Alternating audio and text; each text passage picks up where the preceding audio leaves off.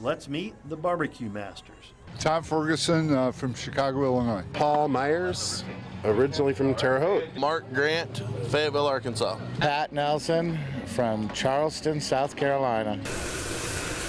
What makes their ribs the best? First of all, we have a really, really special spice blend that we put on everything, a rub that we put on all of our meat. And that's our own rub, and it's got about 36 different herbs and seasonings in it, so you're not going to get that anywhere else. And then it's also the wood we use. We just use hickory from our land that we have in Tennessee. We cut it every year. Our secret blend of spices that go into our rub. We rub each and every slab individually, then we smoke them, low and slow. Brush a little sauce on them here once we open up the pores so they caramelize the sauce onto the meat.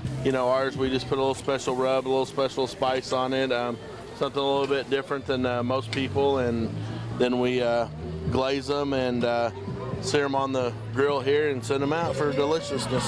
I use Texas lightning sauce. But what makes ours so good? Well, I always say the person that makes the best ribs usually cooks them himself. Finally, it was our turn to try the ribs, and we had two special guests. They were all very tender. They all had a great sauce, but it all depends what your preferences are. And I kind of like the sweeter ribs, and that's the one I selected. I like the way that it had like the smoky flavor mixed in with the barbecue. It was really good. After the votes were tallied, Texas Lightning comes out on top. But as Tom Ferguson from Chicago explains, it's all about the style of ribs you like. That's what's nice about a rib fest. You can come here and taste the regional taste of barbecue from around the country and have a good time. In Terre Haute, with the fork in the road, Mike Latta, News 10.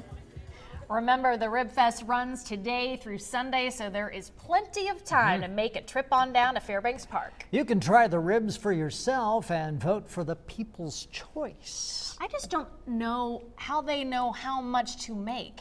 Ribs are expensive. I don't either. Now, they go all around, and I suppose they figure, well, we'll make this much or whatever. That's why they're the experts, and I'm not.